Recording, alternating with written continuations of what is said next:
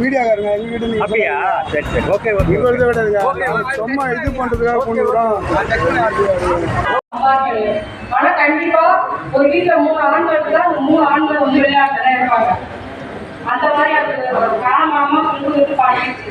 அதுல வந்து படிச்சவங்க வந்து ப்ராப்பரா போயிட்டு கஷ்டம் சம்பாதிக்கிறாங்க. படிக்காம லேபரை போறவங்க ரொம்ப கஷ்டப்படுறாங்க. அதனால இது வந்து எல்லா தொழிலாளர்களுக்கும் ஒரு பாரியம் இருக்கு, ஒரு அமைப்பு இருக்கு. அதே மாதிரி இதை வந்து நம்மளுக்கு புலம்பெயர் தொழிலாளர்களுக்கு இருக்கு, ஆனால் அதை பயன்படுத்தி மாட்டிக்கிறாங்க. இது வந்து நம்மளுக்கு போன்ற மாவட்ட நிர்வாகிகள், தொழிற்சங்க நிர்வாகிகள் வந்து அவங்களை எடுத்து கூடணும். என் பேர் வாய்ப்படுத்த நன்றி குறிப்பிட்டு நன்றி, வணக்கம்.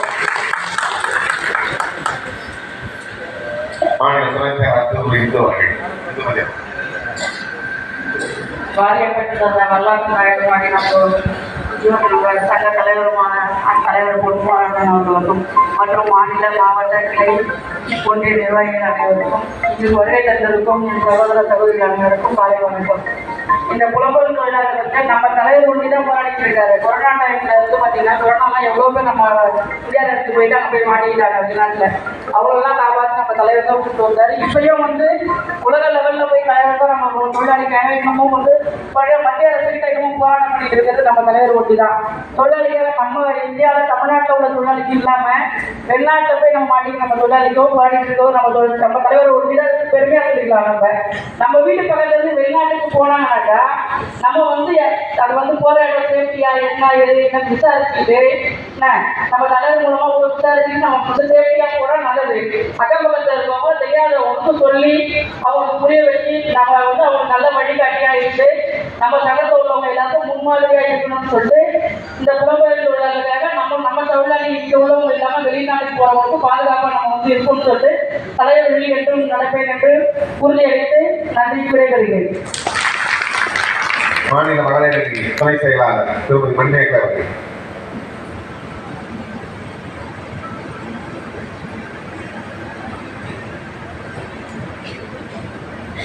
மாநில பெற்றுத்தர நம் தலைவர் அவர்களுக்கும் மற்றும் மாநில மாவட்ட நிர்வாகிகள் மற்றும் துணை நிர்வாகிகள் என்று வந்திருக்கும் மகளிர் மற்றும் அனைவருக்கும் இந்த புலம்பெயர் தொழிலாளர்கள் தினத்தை சிறப்பிக்க வருகை தந்திருக்கும் அனைவருக்கும் வணக்கத்தை தெரிவித்துக் கொள்கிறேன்.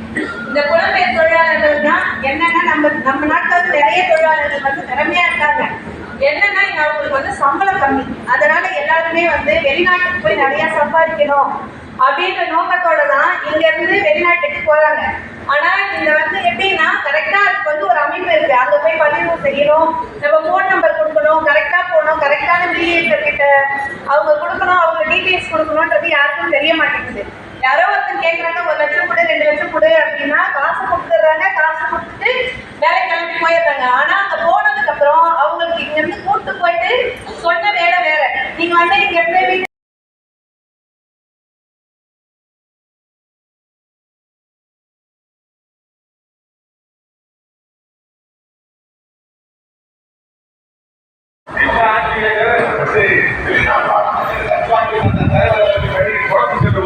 அவர் வழியை பின்பற்றி பல தொழிலாளர்களை வாழ வைப்போம் வாழ்வோம் நன்றி வணக்கம்.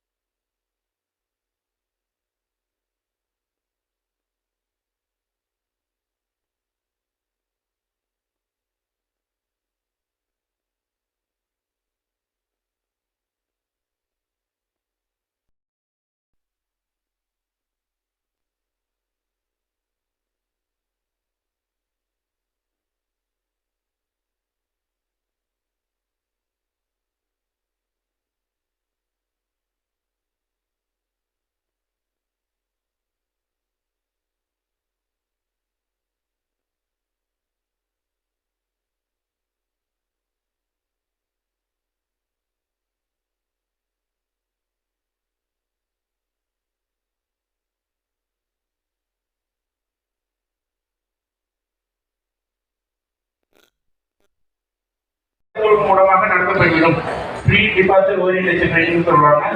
இவங்க இங்கேருந்து போகும்போது நான் எந்த நாட்டுக்கு போறேன், அங்கே என்னோட உரிமைகள் என்ன, அங்க வந்து எத்தனை மினிமம் அதாவது குறைந்தபட்ச ஊதியம் என்ன, அதாவது மலேசியா மாதிரி போகும்போது அங்க ஒரு மாதத்துக்கு 1500 வெள்ளி சொல்லுவாங்க, நம்ம ஊர் காசுக்கு 25,000 வரைக்கும் 28,000 வரைக்கும் குறைந்தபட்ச கூலிக்கு நம்ம எமிகிரேஷன் பில் என்று சொல்லக்கூடிய 2022 பில் மசோதா அவையில குறிப்பிடப்பட்டது, இன்னும் அமலாக்கப்படவில்லை. இதில் குறிப்பிடப்பட்ட விஷயங்கள் வந்து நமக்கு ஏன் ரொம்ப முக்கியம் அப்படின்னா, இந்த 2 மாநிலங்கள் தமிழகம், அதுக்கு பக்கத்தில் இருக்க கேரளம், இந்த 2 மாநிலமே வந்து அதிகப்படியான புலம்பெயர் தொழிலாளர்கள் வெளி நாடுகளுக்கு சென்று கொண்டிருக்கிறார்கள். இந்த பில் ஆக்டாக வரும்போது அதிகப்படியான இதில் கூறப்பட்டுள்ள விஷயங்கள் வந்து நமக்கு பொருத்தமாக இருக்கும். அது விரைவில் அமலாக்கப்பட வேண்டும் என்பதும், அதில் குறிப்பிடப்பட்டுள்ள விஷயங்களுக்கு மேலாக இன்னும் பல விஷயங்கள் அதில் என்ன சொல்லியிருக்காங்கன்னா, 2 வருஷம் இன்சூரன்ஸ் கவரேஜ் இருக்கணும், அது மாதிரி 5 லட்சம் ரூபா கவரேஜ் டெத் ஆயிட்டாங்கன்னா, அந்த மாதிரி பல விஷயங்கள் அதில் குறிப்பிட்டிருக்காங்க. அதோடு சேர்ந்து பல மனித உரிமைகள் மீறல்களும் நடக்குது இல்லையா வெளிநாட்டுக்கு போகும்போது, அதுகளும் அந்த மாதிரி விஷயங்களும் இதுல சேர்க்கப்பட வேண்டும் என்ற கோரிக்கை பல மனித உரிமை ஆர்வலர்கள் மூலமாக எழுப்பப்பட்டு வந்துட்டு அதுக்கான முயற்சிகள் தலைவர் தலைமையில தொடர்ந்து எடுத்துக்கொண்டே இருப்போம். இப்போ உங்க ஊர்ல ஒவ்வொரு ஊரும் எடுத்துக்கிட்டோம்னாலே, முன்னாடி ஊருக்கு ஒருத்தர் வெளியில போயிட்டு இருந்தவங்க அடுத்த மாவட்டம், அடுத்த ஊரு, இப்போ வீட்டுக்கு ஒருத்தர் வெளிநாடு போகாதவங்க இல்லை அப்படிங்கிற லெவல்ல வந்துருச்சு. இதுல குறிப்பா தமிழகத்துல எந்த பகுதிகளில் இருந்து அதிகமா போறாங்கன்னு கணக்கெடுத்தோம்னாலே அந்த பகுதிகளை நம்ம அதிகமான கவனத்தை செலுத்த வேண்டியது இருக்கு. குறிப்பா சிவகங்கை, புதுக்கோட்டை,